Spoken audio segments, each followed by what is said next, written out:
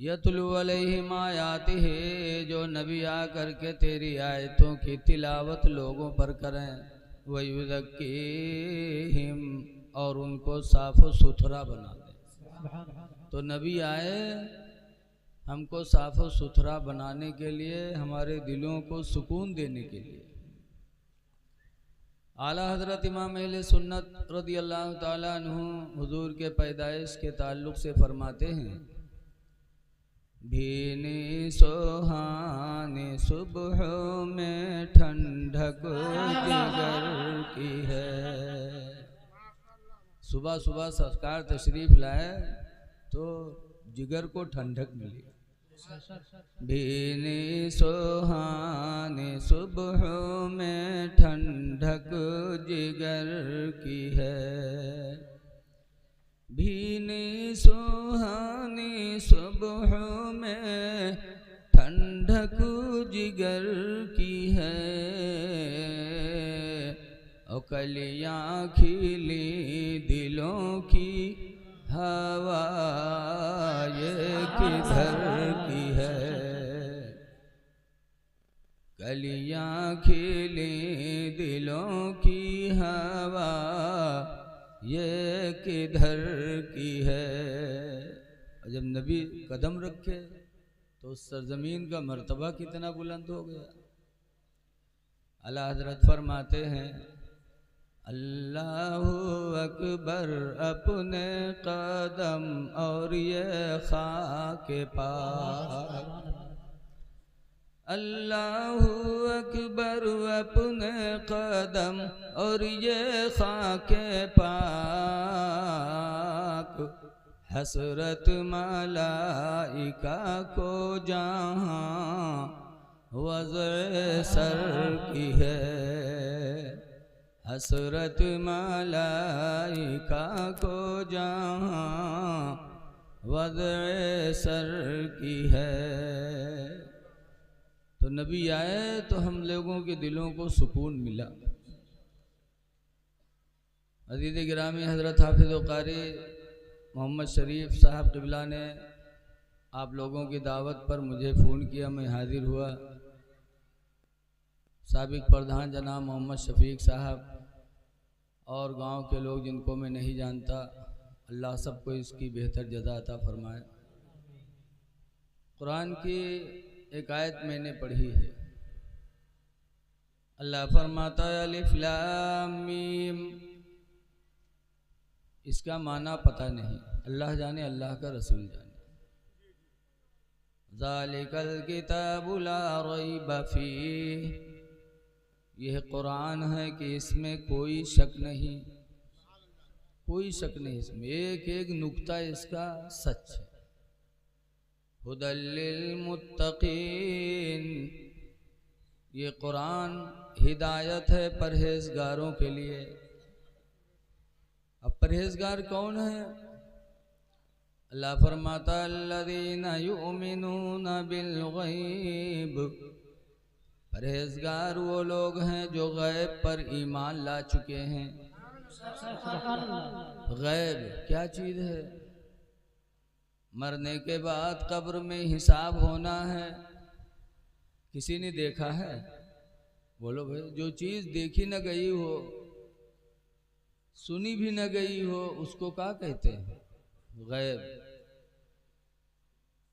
जो गैब पर ईमान लाए, मरने के बाद कब्र में हिसाब होना किसी ने देखा नहीं, लेकिन हम सबका ईमान है। क़यामत आएगी, किसी ने देखा नहीं, लेकिन हम सबका ईमान है कि क़यामत आएगी। हम लोगों के अमाल का हिसाब होगा, देखा नहीं उस तराजू को, लेकिन हम सबका ईमान है कि अल्लाह क़यामत के दिन हम लोगों के ईमान को तराजू पर तौलेगा। सूरह रहमान में है वनज़उल मवाज़ीनल क़िस्त, हम इंसाफ का तराजू कायम करेंगे। देखा नहीं किसी ने, जन्नत देखी नहीं, दोज़ख देखा नहीं, लेकिन हम सबका ईमान है। खुदा को भी देखा नहीं, लेकिन हम सबका ईमान है कि खुदा एक है। तो गैब पर जिनका ईमान है वही परहेजगार है। लिहाजा ईमान रखो कि मरने के बाद हिसाब होना है। लेकिन आज हम लोगों के दिल बहुत ढीठ हो गए। कब्र पर जाने के बाद भी हमें इसका एहसास नहीं होता। रसूलुल्लाह सल्लल्लाहु अलैहि वसल्लम के दामाद, डबल दामाद सरकार के, रुकैया सरकार की 4 लड़कियां थीं, ज़ैनब, रुकैया, उम्मे कुलसूम, फातिमा। ज़ैनब की शादी हुजूर ने अम्र इब्नुल आस से किया इस्लाम से पहले, और उसके बाद जब इस्लाम आया तो ज़ैनब ईमान ले आई, अम्र इब्नुल आस ईमान नहीं लाए।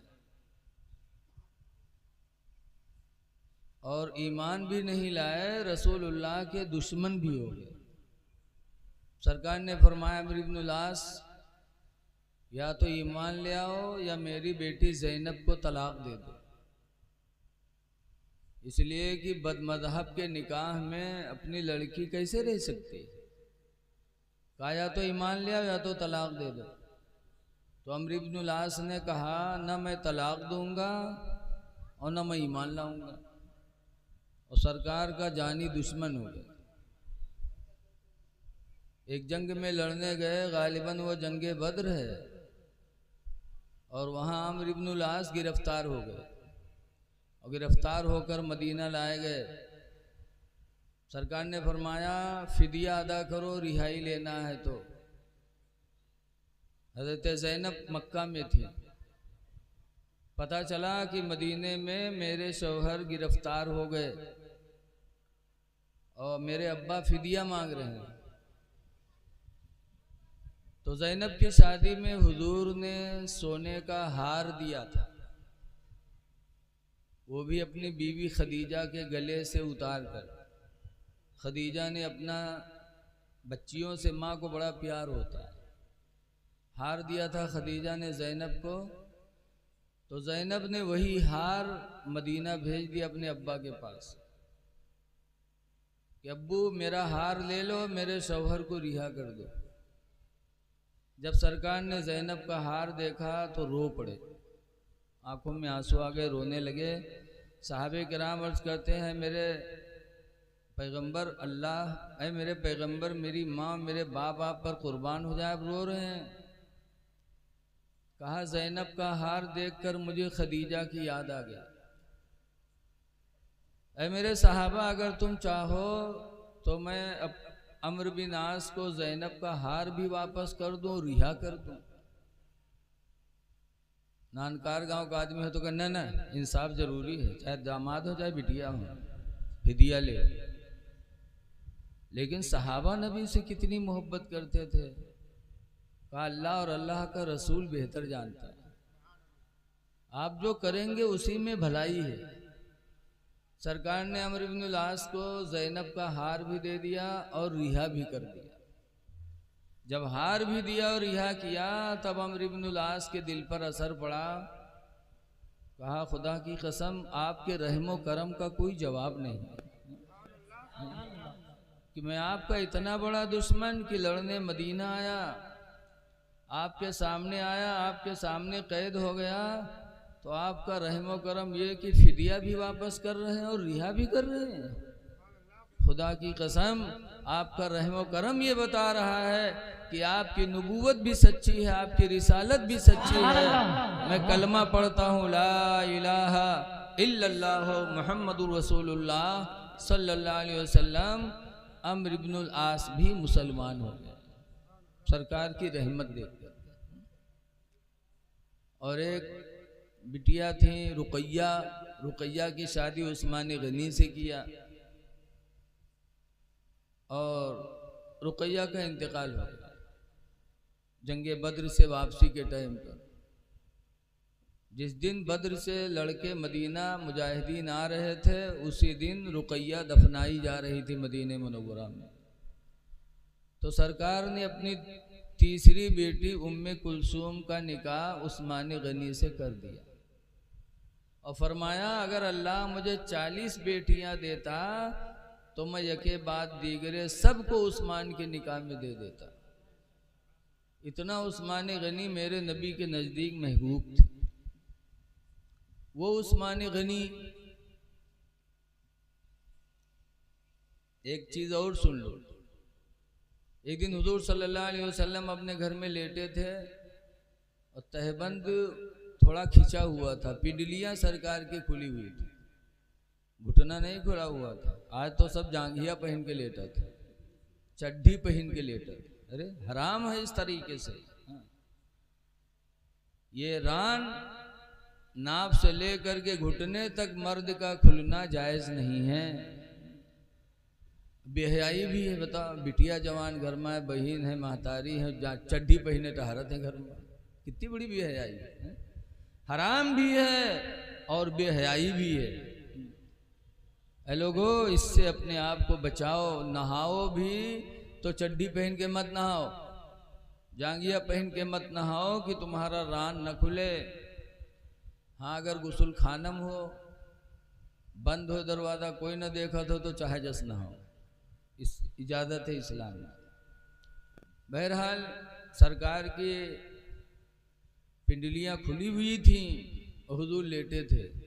हुजूर के चहीते दोस्त हज़रत अबू बकर मिलने के लिए गए तो हुजूर लेटे रहे, बातचीत होती रही। फिर दूसरे दोस्त हज़रत उमर फारूक आज़म गए, जबकि ये दोनों ससुर भी हैं, हुजूर के दोस्त भी हैं, ससुर भी हैं।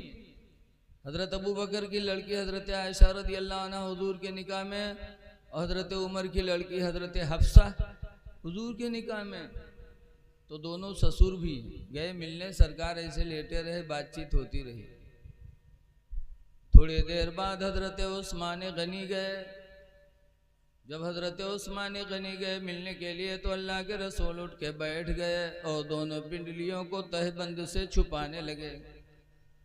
तो हुजूर की बीवी हज़रत आयशा कहती हैं, अल्लाह के रसूल, मेरे अब्बा अबू बकर आए तो आप ऐसे लेटे रहे, हज़रत उमर आए तो आप ऐसे लेटे रहे, और उस्मान आए तो आप उठ के बैठ गए, पिंडलियों को आपने छुपा लिया, क्यों? तो हुजूर फरमाते हैं, आयशा, मैं उस्मान से हया क्यों न करूं? उस्मान से तो जन्नत के फरिश्ते भी हया करते हैं। उस्मान से मैं हया क्यों न करूं?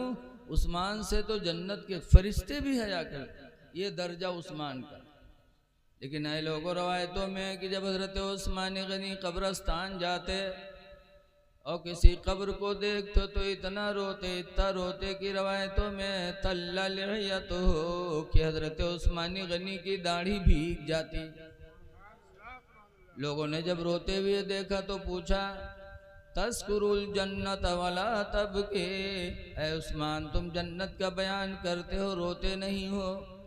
व तस्कुरुन नारा वला तबके, और जहन्नम का बयान करते हो, रोते नहीं हो। और कब्र को देखते हो तो रोने लगते हो, क्यों? तो उस्मान गनी कहते हैं, क्यों न रोऊं? मेरे पैगंबर ने कब्र के बारे में फरमाया, कब्र अव्वलु मंजिलुम मिन मनाजिलिल आखिरा, कब्र आखिरत की मंजिलों में सबसे पहली मंजिल है। हुजूर ने फरमाया, अगर इंसान पहली मंजिल में कामयाब हो गया तो आखिरत की सारी मंजिलें उसके लिए कामयाब हो जाएंगी। इसलिए मैं कब्र को देख कर डरता हूँ कि खुदा जाने इस मंजिल में कामयाबी मुझे मिले कि न मिले। ये सहाबा के अंदर खौफ खुदा था कि इस कब्र में मुझे कामयाबी मिले कि न मिले। और आज हम कब्र के पास भी जाते हैं लेकिन हमको एहसास नहीं, बहुत दिल ढीठ हो गए। कहा थे जौन हुई देखा जी। जैसे एक बुढ़वा रहा, बीमार भा हो के लड़का होगा घेरे, अब्बा ये बात अब्बा हुआ, तो बुढ़वा कहते भैया रे हम बच न पाई, अब मर जाइए। तो लड़को कहीं तब अब्बा, तो बुढ़वा कहते भैया रे जो हम मर जाइए ना तो हमार कफन पुरान कपड़ा के दियो, नवा न दियो। लड़को कहीं अब्बा यूँ कहाँ हो सकत है कि तुम हमका पढ़ाए लिखाए, घर बनवाए, जमीन खरीदे, सब कुछ किए हो, अब मर जाइए हो तो हम लोग पुरान कपड़ा कफन में देवे। गाँव वाले कहा कहीं अब्बा। तो तो बुढ़वा कहते गाँव वाले चक्कर में पड़ गया कि सारे हमका फंसाए दे हो रे तुम लोग। कहीं कहा है अब्बा, तो कहा थे रे पुरान कपड़ा में लपेट के रखो कब्र में, ताकि जब फरिश्ते सवाल करें इन्हें देखिए कफन पुरान, तो बहुत पहले मर चुका है, का हिसाब होगा वही छोड़ो, तो छोड़ छाड़ चले जाइए और नवा कफन में लपेट के रखियो, जुड़ते जुड़ जाइए कि न जुटी है रे। बताओ ऐसे बुढ़वा पर हैं दलाल कि जिंदगी भर तो दलाली करवे कि मरे के बाद कब्रों में सोचत है कि हो 420 के निकल जाए। ऐ लोगों, कब्र के पास जाओ तो इबरत हासिल करो। आला हजरत इमाम अहले सुन्नत फरमाते हैं कि हाय गाफिल वो क्या जगह है जहाँ, हाय गाफिल वो क्या जगह है जहाँ, पांच जाते हैं चार फिरते हैं, पांच जाते हैं चार फिरते हैं। तो गैब पर ईमान रखो, हिसाब होना है कब्र में, क़यामत आनी है, जन्नतो दोज़ख बरहक है, लिहाजा नेकियां कर लो। हदीस पाक में है कि क़यामत के दिन जब अल्लाह हिसाब किताब ले लेगा, हिसाब किताब के बाद जन्नती जन्नत की तरफ चलेंगे, जहन्नमी जहन्नम की तरफ चलेंगे। तो जहन्नम में जाने वाले मुड़ मुड़ के जन्नत में जाने वालों को देखेंगे कि देखें जन्नत में जाने वाला कोई ऐसा तो नहीं है जिसकी दुनिया में मैंने खिदमत की हो, तो आज उससे हम बदला मांग लें। हुजूर फरमाते हैं जब एक जहन्नमी किसी जन्नती को पहचानेगा तो कहेगा अमा अरफ्तनी या फला, ऐ फला क्या तू मुझे नहीं पहचानता? इन्नी आतैतुका वज़ूअन फिद दुनिया, बेशक मैंने दुनिया में तुझको वजू का पानी दिया था। बोलो ना भैया, ऐ फला क्या तुम मुझे नहीं पहचानता? बेशक मैंने दुनिया में तुझको पानी दिया था वजू का। फशफ़ेनी इंदल्लाह, तो अल्लाह के नज़दीक मेरी सिफारिश कर दो कि अल्लाह तुम्हारे साथ मुझे भी बख्श दे। वजू का पानी दिया था। वक़ाल अल्लाह खरो, नहीं बोलो ना हजरत सुन, वक़ाल अल्लाह खरो, और दूसरा जहन्नमी जब पहचानेगा किसी जन्नती को तो वो भी बोलेगा अमा अरफ्तनी या फला, ऐ फला क्या तू मुझे नहीं पहचानता? इन्नी आतैतुका शरबतन फिद दुनिया, बेशक मैंने दुनिया में तुझको पानी पिलाया था। फशफ़ीनी इंदल्लाह, तो अल्लाह के नज़दीक तो मेरी सिफारिश कर दे। हदीस में हुज़ूर फरमाते फयशफ़ानी, तो दोनों जन्नती उन दोनों जहन्नमियों की सिफारिश करेंगे। फयुशफ़ान, तो दोनों की शफ़ाअतें कबूल हो जाएंगी और वो दोनों जन्नती के साथ जहन्नमी भी बख्श दिए जाएंगे।